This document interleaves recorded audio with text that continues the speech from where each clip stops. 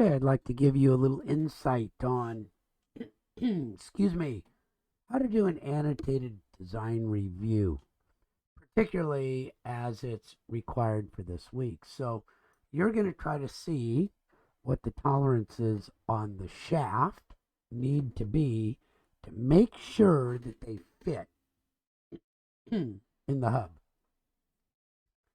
That's your problem statement. Okay, and this is an example of a Jamboard that you might put together with your team to be able to get this done. So I want on there something about problem statement. Should be on there.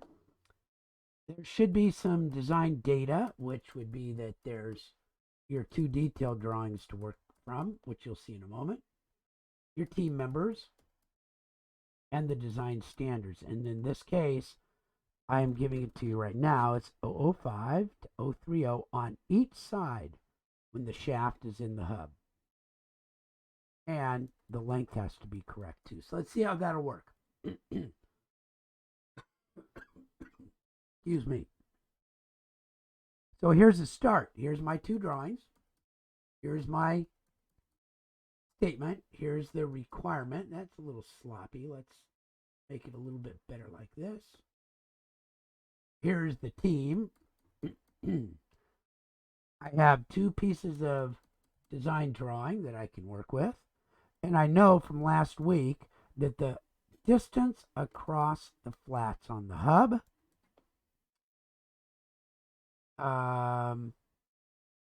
has to be 0.541. Here, let's see if I can. Plus 0.020 minus 0.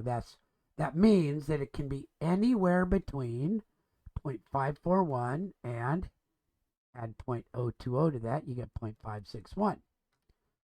0.541 to 0.561. And over here, this is a drawing you're going to do this week.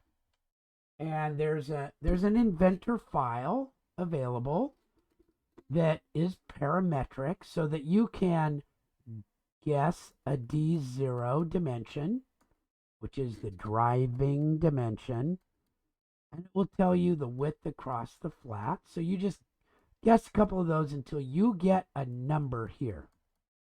And you're going to have to know the tolerance for that too. So I'm going to guess something and see what it needs to be to fit. And this is why there's a team. Each member on the team will make a guess that will help you go in the right direction. So I'm going to make my guess. It's on the next one right here. Oh, and so how am I going to do that? I'm going to make my guess, and I'm going to choose a dimension set.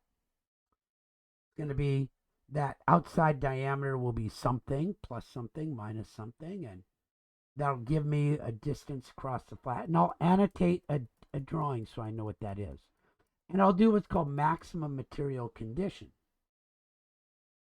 Okay, so I'll read those tolerances and I'll add the tolerance to the shaft. That means the shaft has the most material possible. And I'll subtract it from that hub, because when it's the smallest opening, I have more material on the gear. And then I'll do the same thing with the least material condition. And then once I've got that done, I'll figure out how much room there is between the parts. And you can draw it and measure it, or you can use arithmetic. I'm going to do a little bit of both. And then write it down. So let's see what all that means. Here's a good example. Here's MMC. So I wrote this one with the smallest number possible.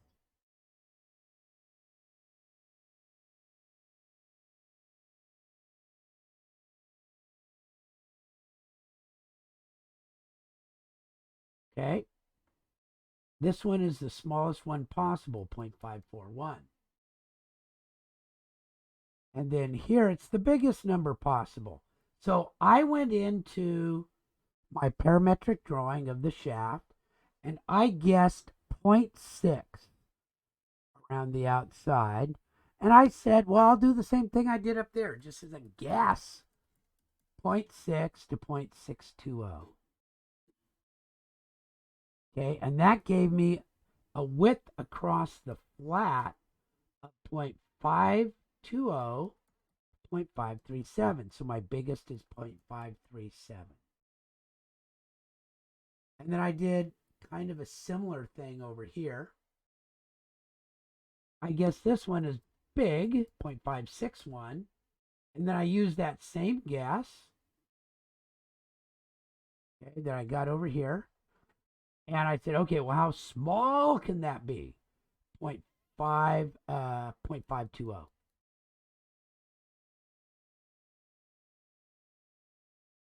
Okay, now let's take a look and see what happens next.